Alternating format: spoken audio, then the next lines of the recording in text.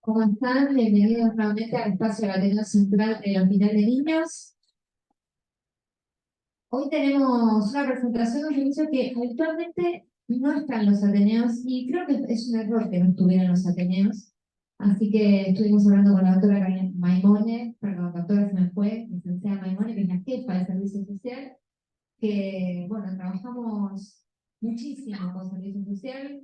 Toda persona que esté en este hospital sabe que el 80% de los pacientes necesitan algún tipo de apoyo del servicio social, ya sea por un insumo, por un trámite, por una vulneración de derechos. Es, la verdad, que cada vez más lo que trabajamos en conjunto. Creo que la transdisciplina en este punto, con los años hemos visto lo necesaria que es, y con servicio social trabajamos codo a codo todos los días. Debería haber un trabajador social por sala, ya lo dijimos, de lo necesario realmente que es el servicio. Hoy nos trae un tema particular que desgraciadamente también cada vez tenemos más conocimiento y el enfoque es totalmente multitransdisciplinario. Así que la licenciada Secoti va a iniciar una presentación. Tenemos varios miembros de la División de Servicio Social que nos van a estar contando cómo funciona. Así que los dejo con Eliana. La idea es que esto va a tener partes interactivas, que todos puedan participar, las preguntas del Zoom a través del chat, como siempre, y arrancamos. Hola, buenos días a todos. Bueno, en esta ocasión vamos a presentar un Ateneo que se titula Estrategias de atención del equipo de salud ante situaciones de abuso físico contra niñas, niños y adolescentes. Bueno, quienes presentamos, ya nos mencionó Natalia, y es en representación de la División de Servicio Social, digamos, y las estrategias que realizamos diariamente frente a las diferentes intervenciones. Vamos a presentar un caso clínico. ¿Pasó? Sí.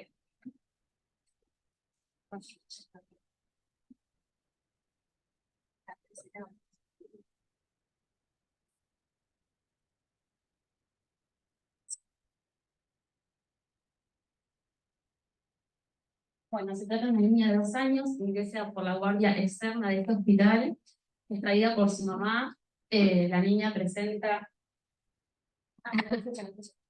Bien. La niña, al contar con la guardia, presenta un edema y hematoma en ambos párpados. La madre refiere que esto se trata de una situación de 4 días de evolución y que inició con un eritema en la zona frontal, que posteriormente fue evolucionando en los hematomas de los párpados. La madre refiere que consultó inicialmente con un pediatra de la obra social por una videollamada. Está bien que esto fue en contexto de pandemia, donde la localidad era como habitual.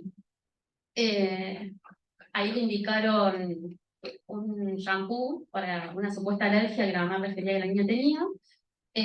La madre refiere que ese shampoo tuvo otra evolución negativa, digamos, y la mamá decidió consultar en el Hospital Pediátrico de Moreno. En ese hospital hicieron algunos estudios, pero se sumó además que la niña tenía una fractura en uno de los hombros. Entonces le realizaron estudios por imágenes para evaluar esa fractura. La mamá refiere que se retiró de ese hospital sin alta médica, debido a la inconformidad que presentaba con la atención que estaba recibiendo en ese hospital y la falta de respuesta, y decidió consultar en este hospital en La Guardia.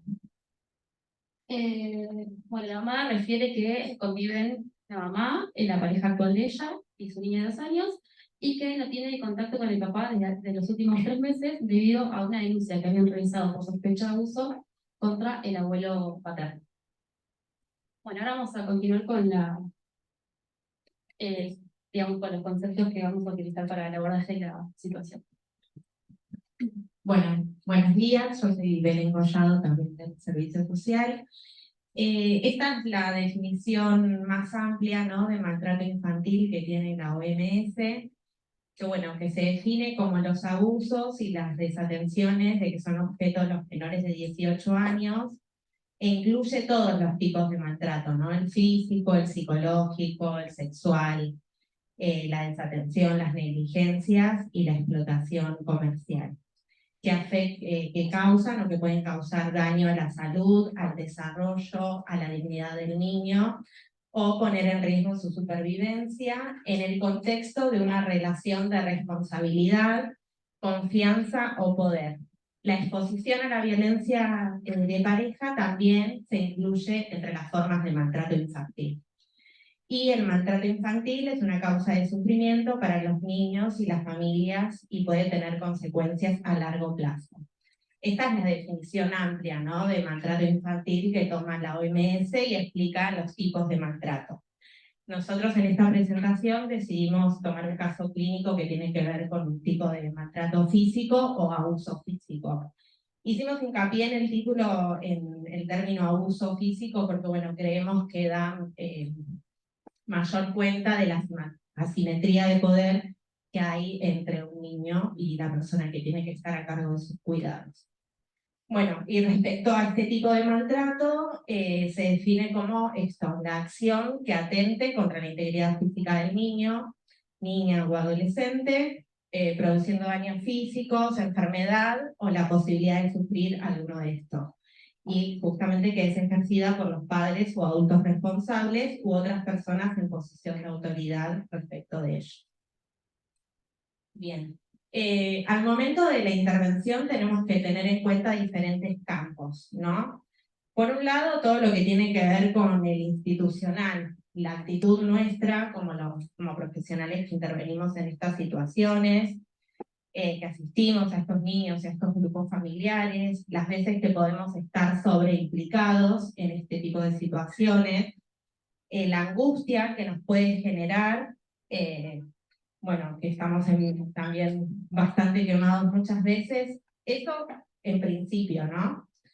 Bueno, la identificación, la actuación de esa violencia y el malestar que genera este tipo de situaciones en la institución. Otro campo a considerar es todo lo que tiene que ver con las pericias, la detección de este tipo de situaciones, tratar de definirlas, cuáles son los factores sociales predisponentes para que esto se dé, los indicadores clínicos que vemos en los consultorios, los conductuales, los indicadores que tienen que ver como, bueno, cuál es la conducta de ese adulto, está colaborando, tiene un relato confuso, los conductuales respecto del niño, a veces vemos niños que por ahí están más retraídos, o por lo contrario, esos nenes que vienen y enseguida vienen a abrazarnos, vos decís también, bueno, eso llama un poco la atención, indicadores psicológicos, bueno, eso, algunas cuestiones a tener en cuenta al momento de la evaluación, ¿no? Después las características propias de las familias, las dinámicas, la organización del cuidado, ese es otro aspecto que trabajamos bastante ante una situación de sospecha de abuso físico. La propia vulnerabilidad del niño, qué edad tiene, si es un niño con discapacidad, si está en una situación de cronicidad, la trayectoria escolar de ese niño, si tiene alguna vulnerabilidad de salud mental, si es un niño que perdió por ahí el lazo social con la comunidad, esas familias que están completamente aisladas, que se ven mucho después de la pandemia, y después el abordaje que tenemos con ese grupo familiar, ¿no? Las evaluaciones que hacemos, los diagnósticos de sospechas de maltrato, los diagnósticos de las consecuencias que podrían tener si ese niño o adolescente vuelve al medio de donde lo recibimos. Y después, bueno, intentar armar todo el circuito de derivaciones y articulaciones con otras instituciones del campo de la salud, otros hospitales, ESAC y demás, y los tratamientos que podemos indicar para ese niño, para la familia. Bueno, esto. El trabajo tiene que ser de manera interdisciplinaria, que bueno, de a poquito es algo que estamos tratando de construir entre todos, ¿no? Interinstitucional con otras instituciones de salud e intersectorial que tiene que ver con otras instituciones de otros campos, ¿no? Con la justicia, con las escuelas, con las mismas redes de la comunidad. Bueno, creemos que estos son los campos que tenemos en cuenta al momento de analizar el caso clínico.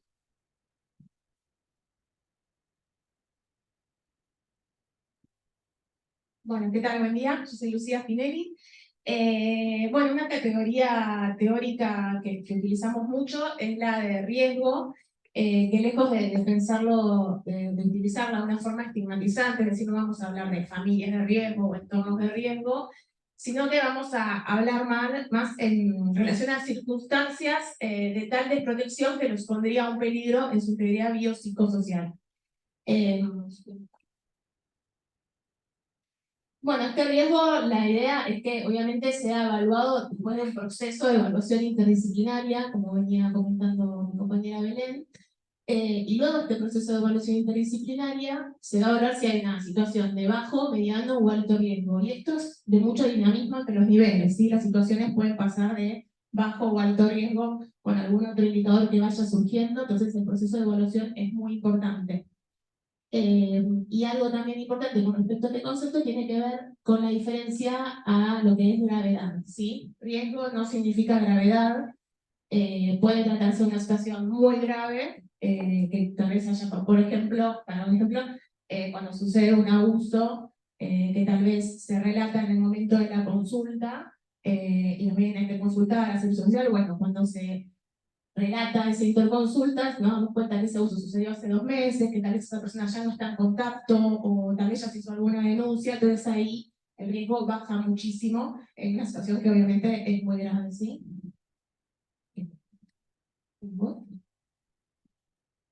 Bueno, a partir, digamos, de los indicadores que fueron comentando mis compañeras, yo voy a ir contando cómo se fue evaluando esta situación particularmente. Bueno, una vez que se realiza la interconsulta con Servicio Social, evaluamos la situación con salud mental y por la gravedad de la situación con el Comité de Gestión de Derechos. Desde la unidad de internación se hicieron interconsultas con diferentes servicios. Uno de ellos fue el servicio de ortopedia y traumatología, debido a la fractura que la niña presentaba en el brazo. Ahí veníamos con el discurso que la mamá tenía, que no era compatible, digamos, con la lesión que la niña tenía. O sea, el resultado fue que se trata de una lesión de alto impacto, de alta energía, que no era condicionante con la que la mamá decía que se había caído de la hamaca de una baja altura y que además ella no la había visto cómo se había caído. Interconsulta con hematología para evaluar los hematomas que la niña presentaba, porque ya que no eran compatibles con una alergia, como la mamá refería, el cual digamos, no dio ningún resultado positivo en relación al discurso materno. Después interconsulta con dermatología, donde se evalúa, digamos, que la niña presentaba una alopecia que podría ser compatible, digamos, con tracción, penetración, y además que tenía cortaduras del pelo en diferentes largos y que no presentaba ninguna enfermedad de base. Después, una interconsulta con endocrinología para evaluar el metabolismo posfocálcico por las lesiones óseas, el cual tampoco arrojó ningún resultado compatible. Interconsulta con toxicología para evaluar la alergia con el shampoo, el cual tampoco arrojó ningún resultado positivo. Después, bueno, la interconsulta con servicio social, que fue en conjunto con salud mental las evaluaciones que fuimos realizando, que fueron entrevistas con familia ampliada, tanto materna como paterna, de los cuales ahí empiezan a surgir algunas situaciones donde en las entrevistas con el papá comienza a surgir que él no hacía 3 meses que no tenía vínculo con su hija y que lo que relata es que el domingo previo a la consulta en la guardia, la mamá había intentado que el papá se la llevara a su casa sin tener comunicación previa y resulta que el papá decidió no tenerla ese fin de semana. Entonces, a los 2 días, la mamá le informa que estaban internadas en este hospital con unas lesiones que presentaban en los ojos. En entrevistas con el abuelo paterno, en relación a la sospecha de abuso que se había denunciado en algún momento en el hospital de San Isidro, consultamos con el juzgado que estaba interviniendo y nos dicen que esa denuncia se había desestimado debido a que las lesiones que la mamá había considerado como posibles de abuso fueron descartadas y evaluadas como eritema del dermatitis del pañal. Además, surge una denuncia por violencia de género de la mamá de la niña con su pareja actual en otro momento, digamos, donde se habían separado y después pudieron estar juntos como pareja. Otra de las cosas que surgen es que nos comunicamos con los diferentes efectores que fueron trabajando las otras intervenciones con la niña, ya sea el Hospital San Isidro, el de Moreno, y el servicio local, y nos comentan que la niña no volvía a los controles que tenía al momento del alta. O sea, y entonces ahí como intercambio que la mamá iba consultando diferentes efectores de salud, diferentes situaciones de la niña. O sea, nadie tenía un seguimiento de la situación de salud.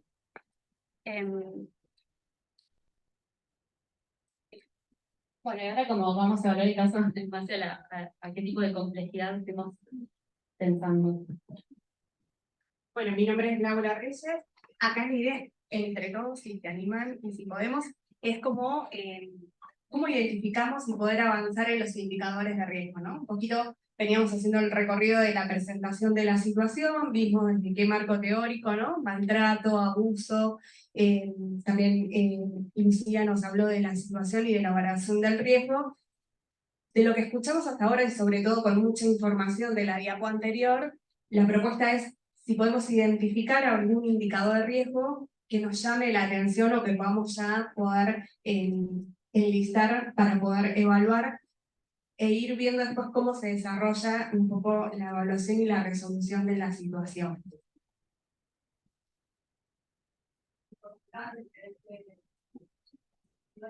¿Cómo? Bien, muy bien, eso está bien. Sí, dice que como que la mamá iba consultando en distintas como instituciones, ¿no? Como que se iba moviendo por distintos efectos. Muy bien. Relato confuso. Bien. ¿Cómo? No, tranquilo. Sí, no se evaluaba, digamos, un vínculo con la mamá, pero bueno, ella se quedaba, digamos, con otro adulto sin problema. O sea, si la mamá se iba del hospital, ella se podía quedar con otro adulto tranquilamente. De hecho, al papá, al no verlo por 3 meses, el papá cuando empezó a quedarse en la internación, se quedaba con él tranquila, digamos, y no... O sea, no tenía un comportamiento de alejarse de la mamá ni nada de eso, si no era la pregunta. Claro. Consulta, ¿no? ¿Cómo se veía la dinámica? No, se veía bien, digamos, en la dinámica. No. Muy bien. La otra era con la fotografía que le hicieron, que había explicado en la clausura, que se ve, digamos, el hospital y como que se niega la atención, ¿no? Exacto. Y aparte, realmente tenía asociado y no quieren hacer algo, todo evidente, y no solo la parte neurológica que estaba la chiquita, pero tenemos que entrar neurológica como para pensar en algo grave. Y como que había muchos indicadores físicos, al menos en principio como bastante detallados. Esto nos sirvió un poco con el diario del día después, ¿no? Identificar donde, bueno, cada servicio exhaustivamente pudo decir qué es lo que evaluaba y de dónde un poco venía el origen, ¿no? Si bien al inicio se presentaba como bastante florido, de todos modos, ¿no? El tiempo de la internación permitió estar como muy seguro en cada una de esas evaluaciones, pero bueno, es cierto que esto ya venía apareciendo en la lección. En relación al vínculo, lo que acaban de decir, o sea, que en consulta no haya llamado la atención, pero que después pueda estar lejos de la madre, una niña de 2 años y medio, que es la cuidadora principal, sin ningún problema, desde ese lado nos llama la atención. Sí, y ahora después vamos a contar como qué pasa durante la internación y qué aparece como figura de cuidado pues, para sostener una intervención. Muy bien. ¿Algo más? En el chat dice violencia de género como otro indicador. Muy bien, como para tener en cuenta.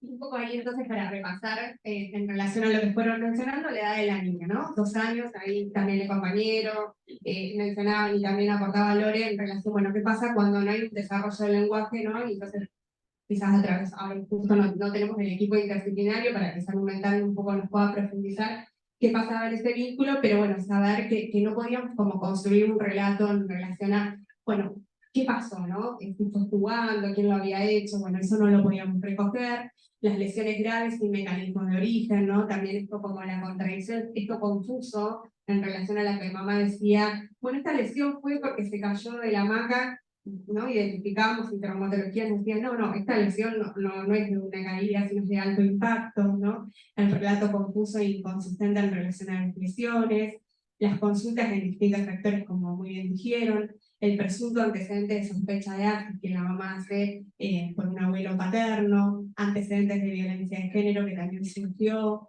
Eso al principio era un vínculo que no nos llevamos muy bien y después aparece, ¿no? Esta denuncia de violencia de género, ausencia de controles pediátricos, no se pudo constatar dónde había estado, dónde se realizó el último control, ¿no? E incluso las indicaciones médicas que no respetaba, ¿no? Se fue sin alta del hospital. Y la familia materna, que si bien empezó a aparecer en el hospital, no había problematización, sino aparecía como un encubrimiento, una justificación en relación y el apoyo a la mamá, ¿no? Y esto es interesante poder editarlo, ¿sí? Esto es un ejercicio que nosotros también nos hacemos, ¿no? Como poder clarificar la información y qué tenemos y qué no tenemos porque esto nos va hablando un poco de la gravedad, ¿sí? Y después tenemos, también nos ayuda a pensar los indicadores de protección. ¿Alguno que hayan escuchado en relación a lo que nos fue contando Eliana, algún indicador de protección?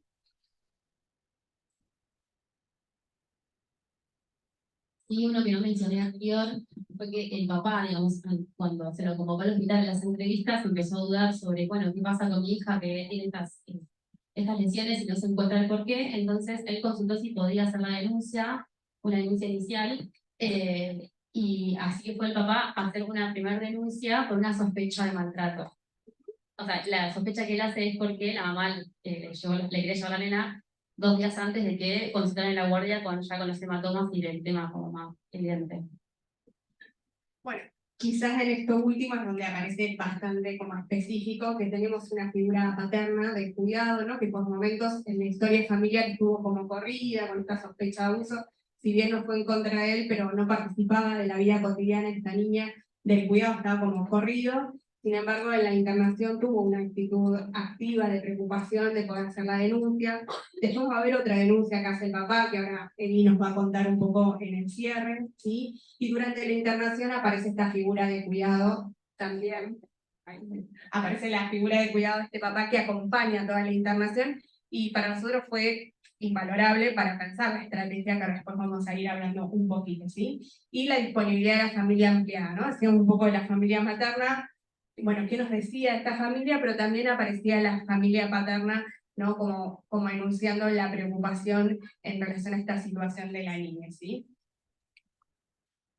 Y esto es importante como aclarar que los indicadores, ¿no? Tienen que estar contextualizados e interrelacionados, ¿no? Entonces, como poder particularizar esta situación, como alistarlo, y que un indicador en sí mismo no nos habla y no nos menciona, bueno, estamos ante una situación de abuso físico, ¿no?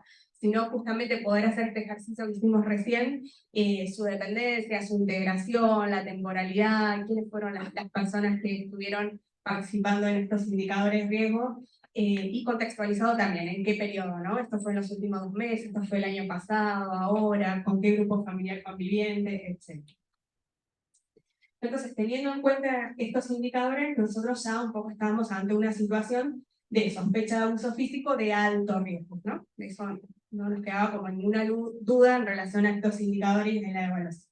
Y acá aparece algo del marco normativo, ¿no? Cuando podemos definir y situar que estamos ante una situación de alto riesgo, aparece la ley 26061, ¿no? Que quizás muchos lo escuchamos o lo ponemos a veces o lo leemos en los informes que hacemos de manera conjunta, ¿sí? Y nos habla de la corresponsabilidad en el sistema de protección de niños, niñas y adolescentes, ¿no? Y en esto la figura del hospital siempre aparece como figura de resguardo y de cuidado para la toma de decisiones y las estrategias para resolver, ¿sí?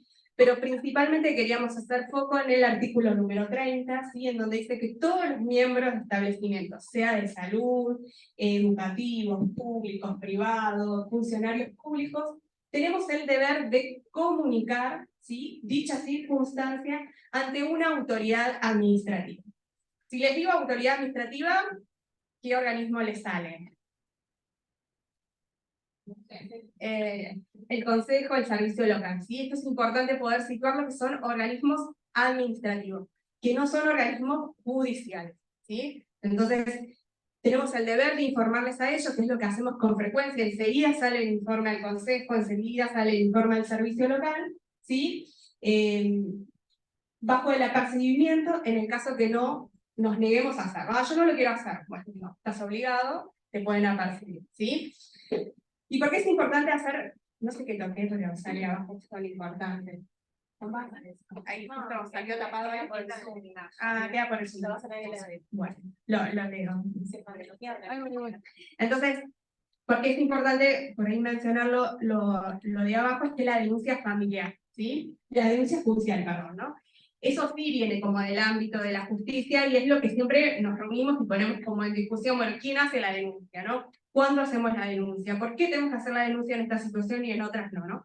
Este es como el punto de anclaje y de debate que nos tenemos que tomar el tiempo y entonces donde nosotros decimos, ni salimos corriendo a hacer la denuncia y hay que hacerlo ya, y, no, bueno, la denuncia se hace el mes que viene o después que la familia vea si hace la denuncia, ¿no?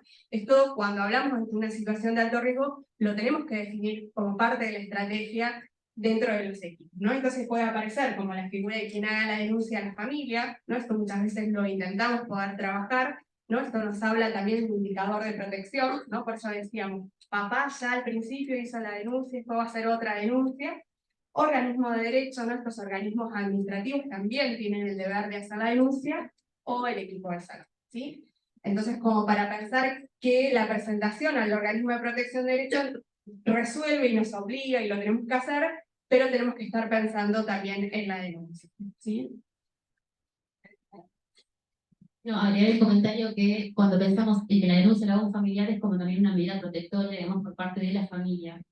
A veces hay familias que no lo quieren hacer, entonces, bueno, es algo que suma, digamos, a la evaluación, capaz que no de manera positiva.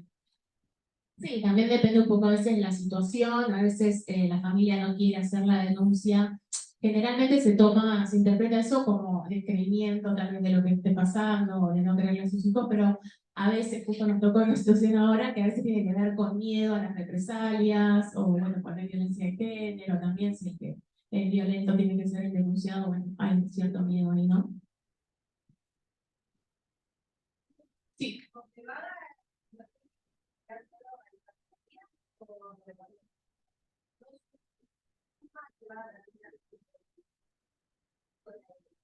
Bien, se escucha la compañía pregunta si con la familia es suficiente o además nosotros tenemos que reforzar la denuncia. Es suficiente con que la pueda hacer la familia, si con una denuncia basta. Y es importante esto porque las medidas de protección, que lo vamos a ir viendo un poquito más adelante, ¿sí? Solo se pueden activar como con contundencia muchas veces en el ámbito de la denuncia, ¿sí? La denuncia aparece, por eso decimos, como viene del mundo judicial, entonces aparece un juzgado civil o penal que empieza a hacer su investigación y empieza a alargar como las medidas de protección, ¿sí? Eso muchas veces se activa a partir de la denuncia, ¿sí? Por eso los organismos dicen, bueno, esto hay que resolverlo en la internación, alguien tiene que hacer la denuncia. Pero con una es suficiente. Muy bien, y ahora Lu nos va a hablar de todas las Bueno, elegimos en el título estrategias que pueden ser fácilmente las intervenciones que solemos hacer desde el equipo de salud, pero elegimos la palabra estrategias más que nada porque cada situación es particular y se va a tener que un poco adecuar las intervenciones y pensar las estrategias en relación a esa situación. En estas estrategias, bueno, lo importante, lo que siempre decimos, la interdisciplina, ¿sí? Que tratamos de que no quede en la palabra linda de interdisciplinario, de bueno, tenemos la opinión de cada disciplina y nada más, sino que tenemos que partir de un equipo que parte desde un mismo paradigma, desde un mismo punto de vista, y cada aporte de cada disciplina va a, obviamente, favorecer la evaluación. Pero bueno, siempre lo mencionamos para seguir favoreciendo cada uno de nuestros espacios, este debate que se da entre los equipos. Y siempre las estrategias va a ser centrado en la protección, ¿sí? A veces no tiene que ver con lo punitivo, con lo investigar o saber la verdad, sino que tiene que ver, nuestra intervención, nuestra estrategia va a tener que ver con la protección de ese niño y asegurarnos que esté protegido.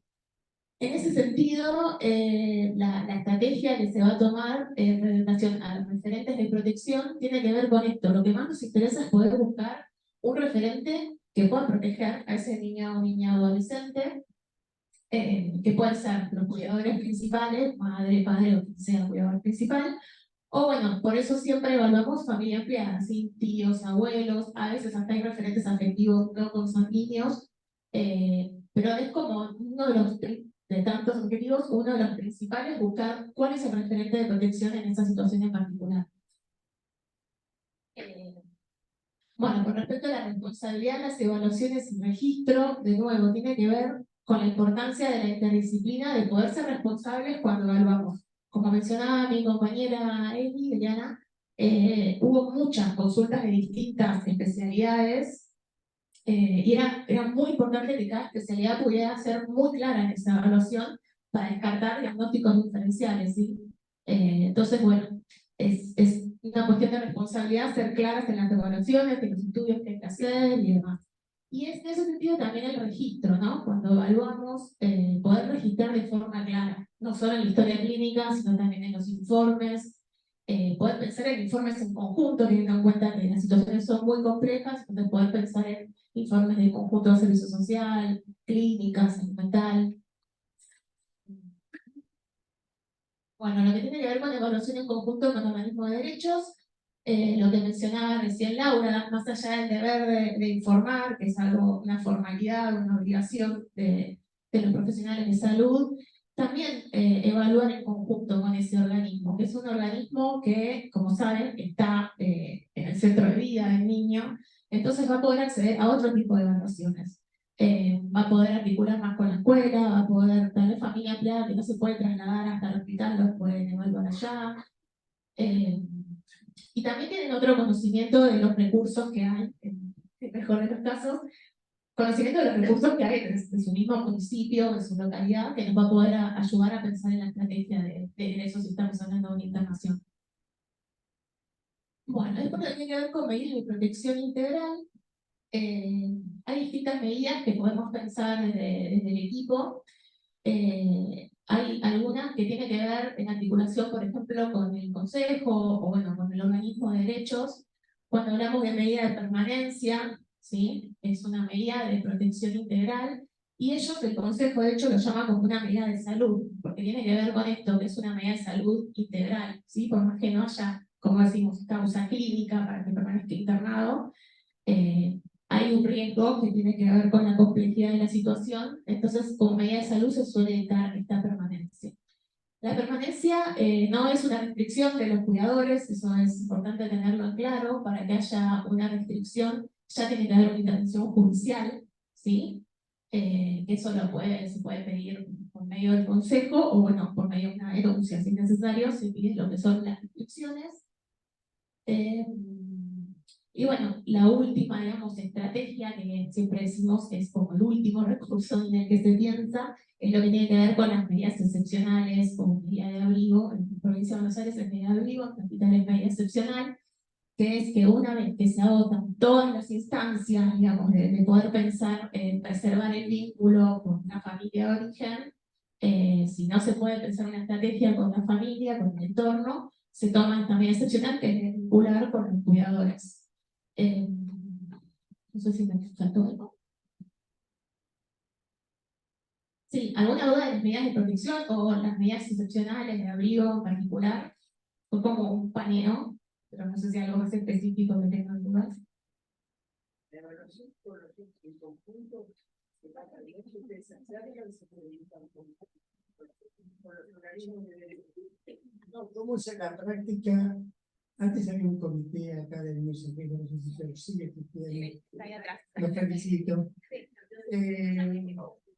Gestión de derechos. Bueno, pero ustedes llegan efectivamente a integrar a alguien del organismo de derechos a la evaluación de cada caso particular. Se va articulando.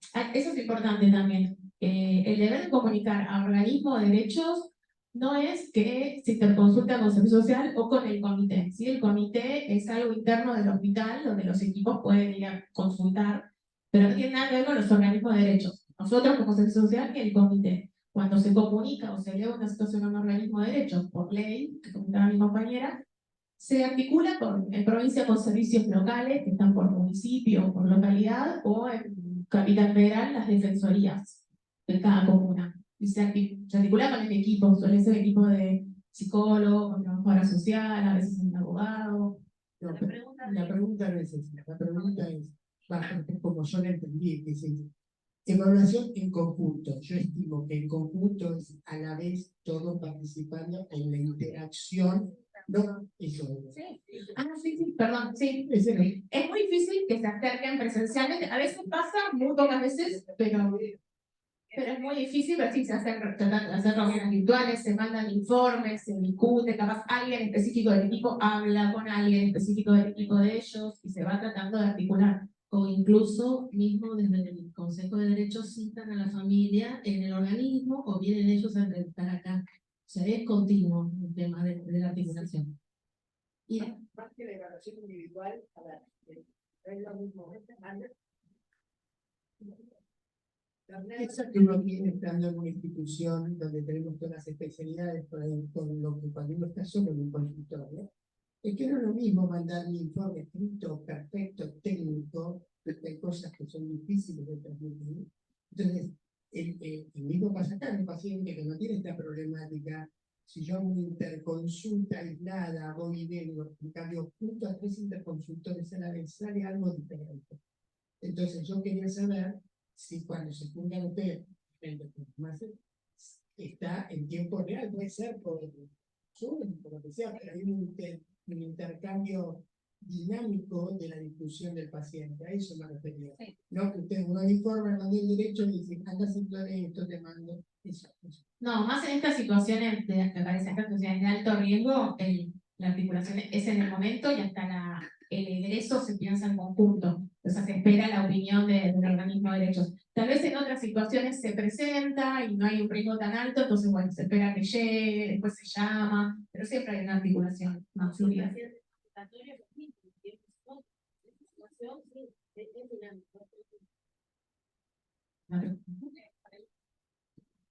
Por ahí con este caso puntual, lo que hicimos fue, sí, tener reuniones virtuales con el servicio local. En ese momento no se acercaban a los hospitales por pandemia, pero a veces, bueno, logramos que se acerquen. También con el juzgado civil, en este caso, que no fue presentación al organismo de protección de derechos, pero sí con los hospitales que estuvieron trabajando, digamos, tuvimos reuniones virtuales, intercambio, digamos, cotidiano. Y a veces se arman estrategias que proponen que ellos mismos sean los que hagan las entrevistas en el servicio local, pero como estrategia de trabajo, digamos, para imponer como diferentes organismos, diferentes pares. Bueno, ¿alguna pregunta más con respecto a las medidas, medida excepcional? ¿Está claro eso? Bueno, un poco para dar cierre a la situación y cómo se evaluó, ¿no? En base a que evaluamos que fue una situación de alto riesgo y todos los factores que seguimos evaluando. Finalmente, no pasan todos los casos, quiero decirlo, pero se tuvo una reunión con la mamá y con los pediatras y en parte del equipo que estábamos trabajando en este caso. Se le informó que todos estos estudios de las interconsultas que se habían realizado se dijeron que no eran compatibles con la alergia que ya suponía que era del shampoo. Bueno, obviamente hubo una internación de 2 meses, que la verdad que digamos, la internación se hizo bastante prolongada y fue difícil llegar al resultado. Finalmente la madre, ante esta explicación de que bueno, que no era nada compatible con la alergia, terminó diciendo que en un contexto, digamos, de discusión y de enojo, le pegó a la nena contra la mesa y ahí fue como por los hematomas. Pero a veces, digo, nosotros no es que ocultamos la información a la familia de por qué están internados o por qué no, sino que tratamos de hacer las partes y decirle, bueno, estas lesiones no son compatibles con lo que usted está diciendo, es parte también de confrontar y hacer la evaluación y ver, digamos, cuál es no sé, cómo ellos reaccionan frente a lo que nosotros estamos explicando, ¿no? Así que bueno, no tuvo un final muy feliz. Pero bueno, o sea, o sí, porque se fue con el papá, digamos, o sea, fue fea, digamos, lo que pasó con la niña, se pudo ir con el papá como protector, digamos, de la situación. Después, bueno, tuvimos seguimiento.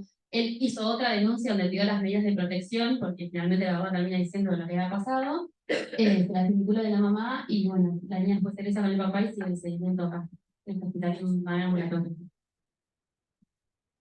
No, agregar que por más que finalmente la madre dijo esto no suele pasar, digamos, que te digan claramente lo que sucedió, de ahí la importancia de toda la evaluación previa que hicimos. Si bien al final sucede esto, toda la evaluación previa hubiera terminado probablemente de la misma forma, o sea, no hubiera estado seguramente con la mamá, hubiera estado con el padre, De ahí la importancia de todo, de poder listar los indicadores y poder hacer una buena evaluación de riesgo y de diagnóstico. Muy bien, bueno, entonces ya cerrando, ¿sí? Pensar en algunos como elementos como más conclusivos. Sí, sí, yo tengo referencia a la... Un segundito, porque en el Zoom no escuchan. Si ustedes hablan sin el micrófono, por eso les insisto tanto. Perdón, aparte del mecanismo por el cual había asistido a la mamá a la consulta, tenía una lesión antigua. También se le refirió a eso y ella dio alguna explicación sobre eso. Sí, se la refirió y se los confrontó, digo, tanto a la mamá como a la familia materna, que estaban como muy insistentes que la mamá era la mejor mamá y la mejor cuidadora y que no había ningún factor de riesgo. Finalmente no dijeron nada de qué pasó con el hombro, o sea, quedó como la duda, digamos, pero sí, digamos, se le explicó que era una fractura que no coincidía con lo que ella relataba. La mamá no refirió nada al respecto de esa fractura, pero no pudimos saber qué pasó. Pero, perdón, voy a poner un área, pero lo que yo entiendo, parece que la madre la autopercepción es que tuvo un momento de furia, que se le fue las manos y después puede ser una buena madre.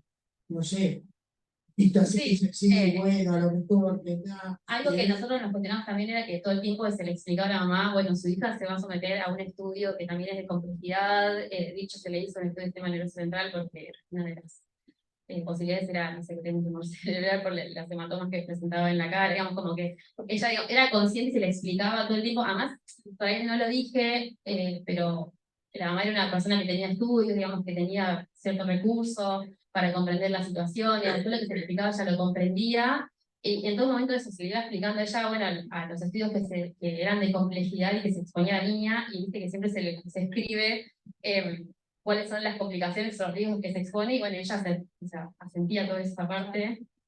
Sí, estuvo 2 meses. 2 meses. Estuvo 2 meses, o sea, la madre fue esperando 2 meses viendo, que hacía un montón de estudios para lo que ella ya sabía ella, lo que había sucedido.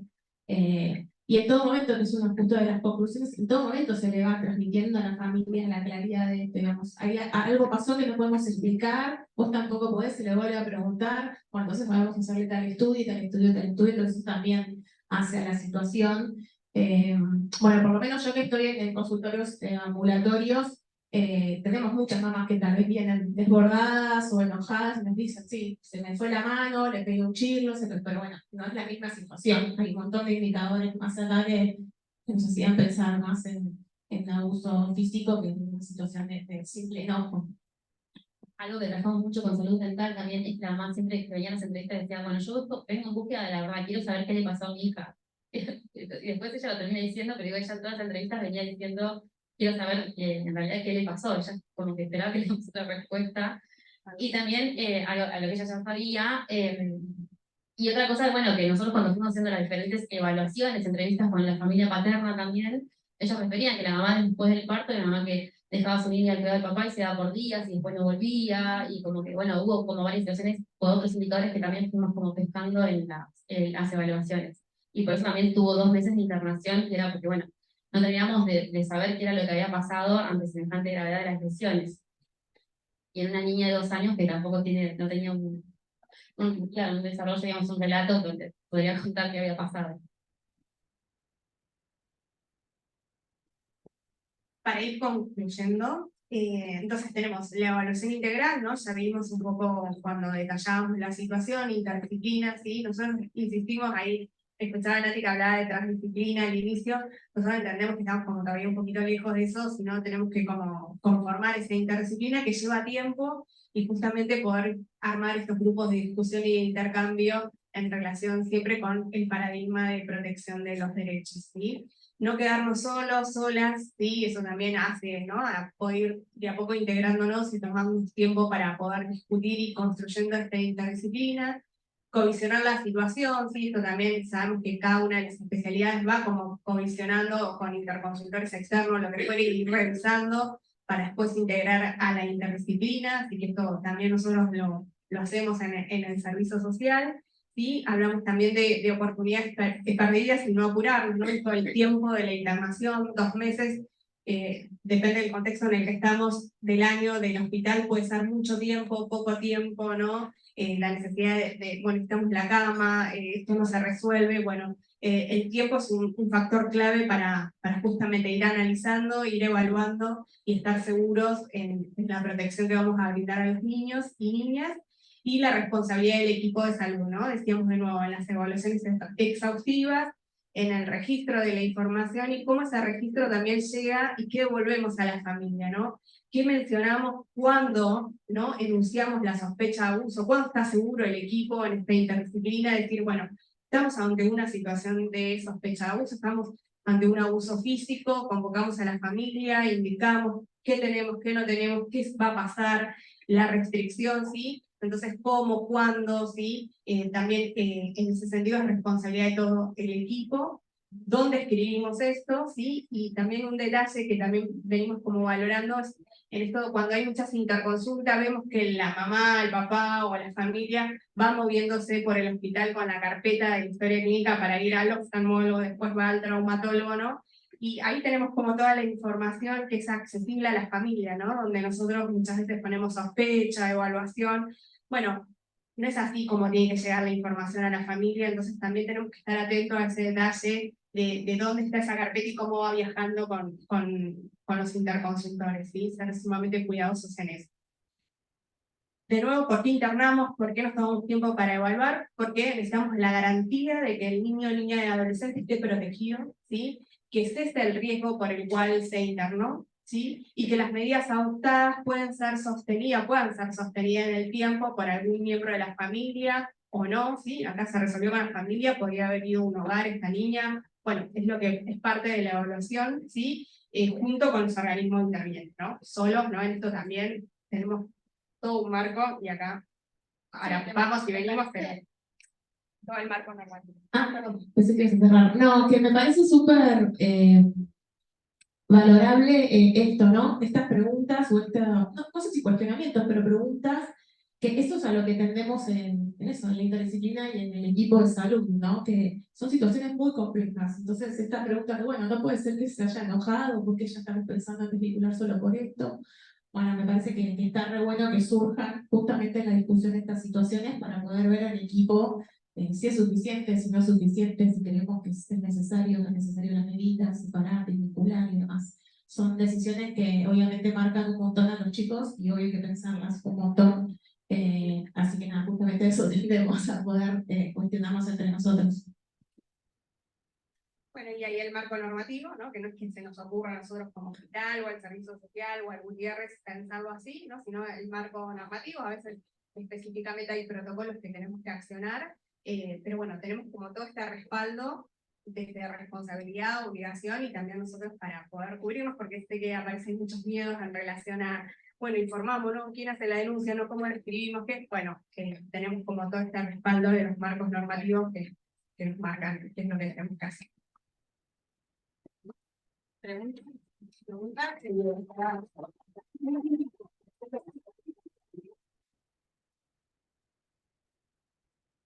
No, hay otra cosa que, digamos, desde la internación muchas veces, si uno tiene los elementos contundentes y los padres empiezan a ver esto, se lo pueden llevar al chico. Y si no tenés la permanencia, perdés la oportunidad de trabajo. Entonces a veces somos como cuidadosos en decir toda la información a la familia por esto, porque no queremos que se lo lleve y no tenemos la posibilidad de dejarlo internado para completar todo. Hay algunas preguntas en el Zoom. Una es acerca del Comité de Gestión de Derechos. ¿Cómo está conformado? Pregunta alguien que no es del hospital, de otro hospital, no sé si Ale que está, la prueba coach que es del comité de gestión, o Karina.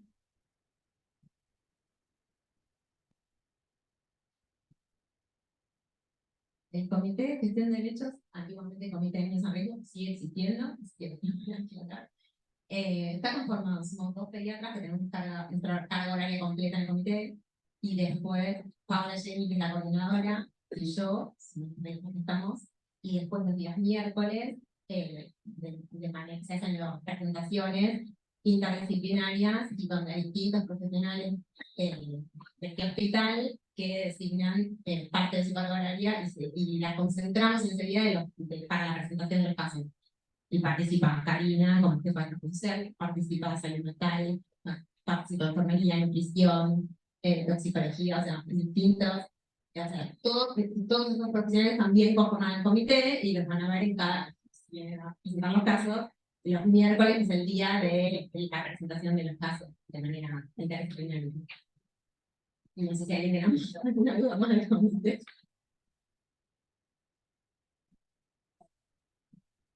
Por las dudas, nada que aclarar que funcionamos con un comité que asiste, asesora y la interconsulta. O sea, tiene que ser, claro, cualquier equipo de salud del hospital, estamos para cualquier equipo que asista a pacientes del hospital, puede ser de la guardia, internado, de manera ambulatoria, y lo consultan al comité, trabajamos en el caso. Y el paciente no es consultado, no. Para que el caso que no conozca, porque es el mecanismo de acción de trabajo. Lo otro que estaba preguntando era dónde hacer estas denuncias. ¿Dónde el equipo de salud hace la denuncia? Bueno, La del equipo de salud, no la denuncia, sino entiendo que es la presentación al organismo de protección de derechos. Tenemos, hay por mail se hace, sí, esa es como la vía, por la vía informal, se envía por despacho, sí, llega como por un correo electrónico, esa es como la vía de presentación al organismo de protección. No, por ahí la denuncia hay diferentes formas. Sí, la denuncia, no, porque Al organismo de protección de derechos. eso es lo que queremos decir, que no es una denuncia de protección, sino es una presentación. Por ahí que, bueno. Y previamente se hace un llamado ahora en la línea 102, donde se habla con la guardia permanente de cuando se conocía antes como un abogado, ahora hay operadores, esos operadores hacen una primera escucha, después se articulan con el servicio, y ahí dicen muy bien, vamos a tomar la situación, esto es a través del consejo, ¿no? Que viven en Capital. Escuchan, toman la situación, dan un número de consulta y piden el informe, ¿no? El informe es un poquito el que les decía recién, que es el camino como formal que hacemos. Y si es servicio local, directamente por vía, por mail, haz la presentación, no tienen como una línea como hay acá en Capital. O sea, cada uno de los locales de la zona que le corresponda al lugar. Sí. Y es importante esta aclaración de que no es denuncia, ¿sí? Los organismos locales, los organismos de derechos son administrativos, no tienen que tener nada que ver con lo judicial. Solo interviene el judicial cuando se toma una medida excepcional, que ahí sí interviene el judicial, pero hasta que se toma esa medida es solo administrativo. Y como dato aparte, denuncia judicial, por lo menos en la capital federal, es mucho más operativo hacerlo desde el hospital, si se decide que lo haga el hospital, hacerlo en lo que es la Oficina de Violencia Doméstica, la OVD, que está en la Valle, que depende directamente de la Corte Suprema, y las medidas que se puedan llegar a pedir, si se piden medidas de restricción o de expulsión del hogar, salen en el día o el otro día, como mucho. Entonces tener ese dato también, que es mucho más rápido que ir a hacer la denuncia a la comisaría, que se puede también, pero en la OVD es mucho más rápido. ¿Comentarios? ¿Dudas? Bueno, creo que aclaró un montón el panorama de cosas que teníamos confundidas. Este término de denuncia, todos lo tenemos confundido porque decimos, ¿te hizo la denuncia al consejo? Bueno, no, está mal dicho. Todos tenemos que empezar a cambiar el vocabulario. Así que muchísimas gracias por la presentación. Sigamos trabajando en conjunto, que es la única manera de trabajar. Y bueno, muchas gracias a todos por estar y nos vemos la semana próxima.